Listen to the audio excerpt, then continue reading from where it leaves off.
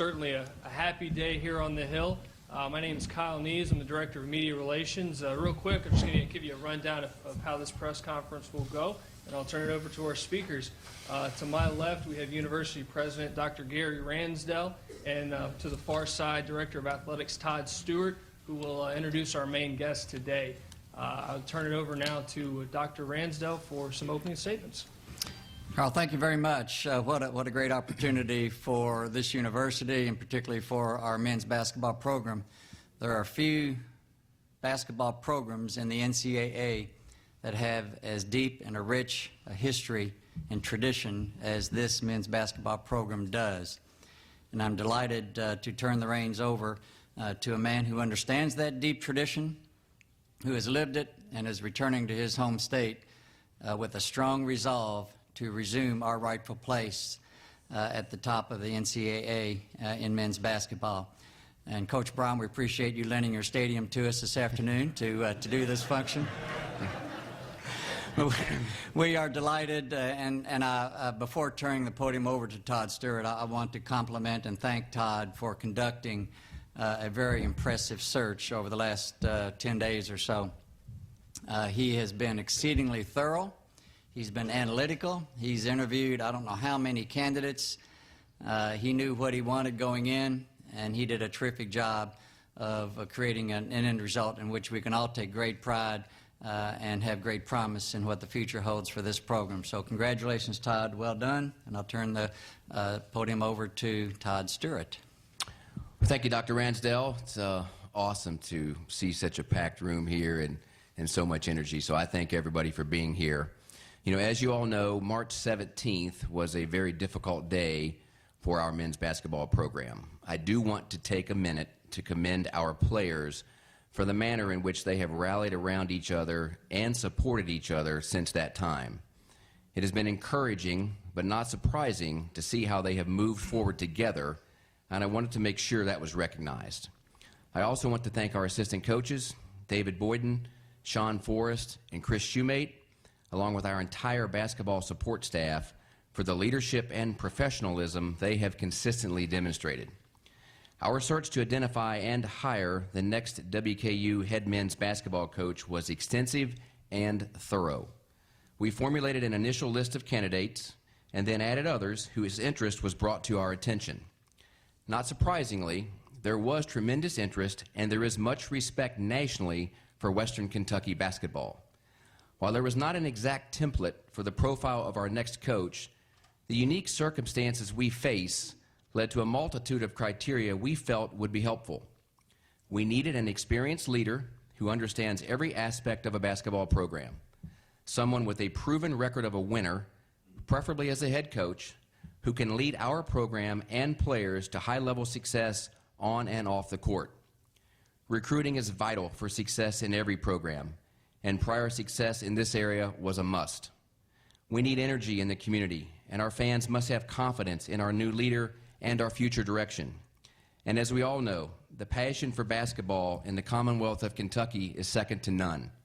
And we felt a head coach with a clear understanding of the unique role basketball plays in our state would also be helpful. With Rick Stansberry, you can check every box.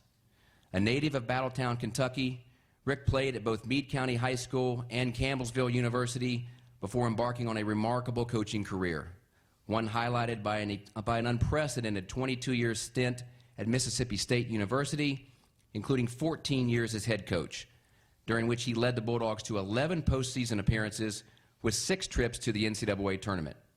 During the final 10 years of his tenure, the Bulldogs' 8 SEC championships trailed only Kentucky among the entire Southeastern Conference, and over his 14-year run at the helm, only Kentucky and Florida won more games. Rick and our team's style of play under his direction will bring tremendous energy to our program and community. Of the 30 highest attended games in Mississippi State history, 26 of those occurred during Rick's tenure, including every game in the top 10. Rick's teams have also consistently excelled in the classroom.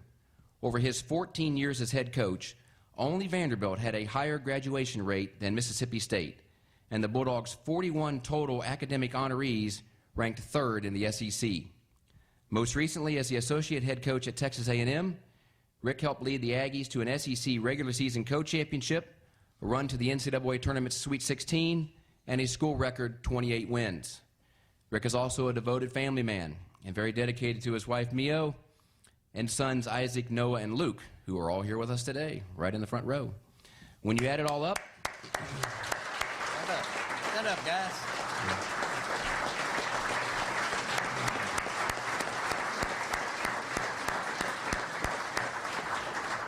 and you're naturals in that Hilltopper basketball polos, too, guys.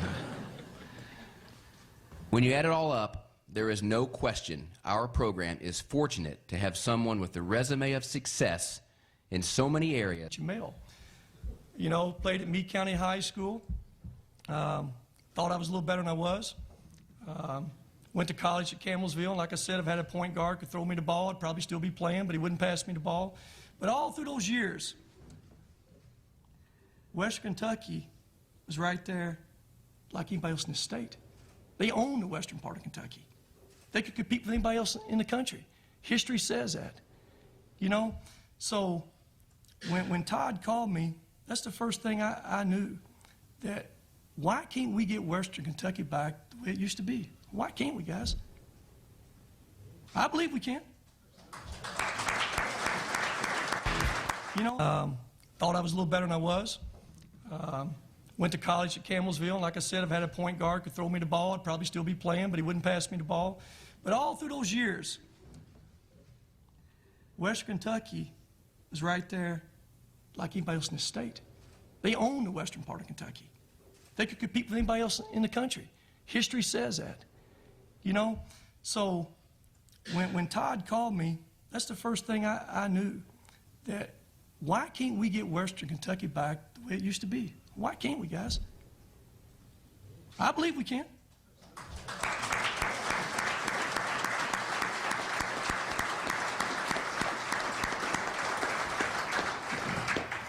You know, it's not easy. It's all about players. There's no secret to it, and we'll talk about that sooner. You know, one thing all good coaches have in common, they have good players. But I'm very familiar with this. As you talked about Colonel Ed Stansbury, I can remember going down to Largo years ago and visiting with him. And I couldn't believe he still drove that old pickup truck all the way from Largo back up through here. I got tricked into coming back here in about 203.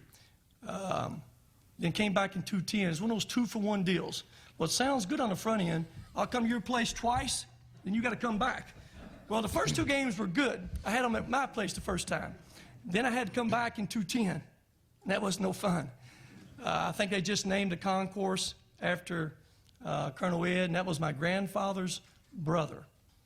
And like I said, that night y'all were packed. You were cheering against me. Every one of you were. So now we're going to be on that same team and that same page from here on out. I brought my kids, my first year out of coaching. I brought my kids up here to basketball camp.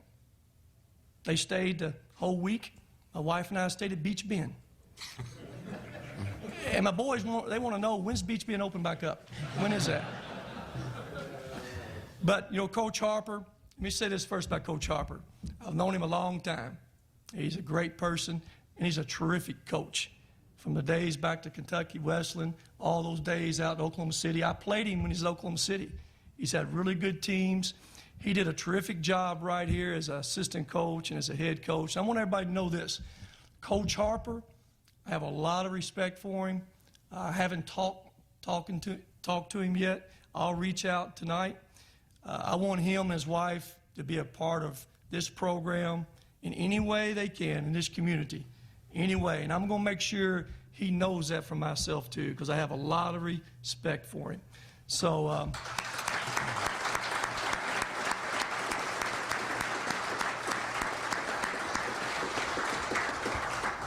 you know, everybody wants to know your philosophy. Well, it's really, philosophy is simple. Coach Richardson knows this. You just got to win more games than you lose. That's the truth. Well, how you do that? You know, there's different ways of doing it. You know, I'm a little bit of old school. I really believe in developing that consistency off the court. When I look back on my career at Mississippi State, I had a couple years to reflect on some goods and bads, take those blinders off and charge those batteries back up. There's not many things I've ever changed.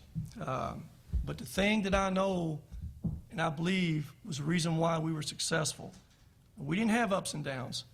We were right there every year. And you guys who followed our program, you know that. We were right there battling with Kentucky and Florida. We didn't have the same kind of guys they had. They had McDonald's All-Americans. We didn't have those kind of guys. But what we did, we took players, we put them together. I'll see you back there. I'll get you. We put players together. It gave us a chance to win and compete for championships. But I believe in this. What a young man does off the court, those habits he has in his life, carries over on the court. What do you mean by that, Coach? Well, if a kid is supposed to be at class 8 o'clock, don't get there at 8:05. If you're supposed to be at weight room at 3 o'clock, don't get there at 3:15. If he's supposed to get 6 hours of study table, don't get 5 hours and 45 minutes. If you're supposed to block out the free throw line, block out the free throw line. My point is, you can't turn it on and you can't turn it off. Now, kids.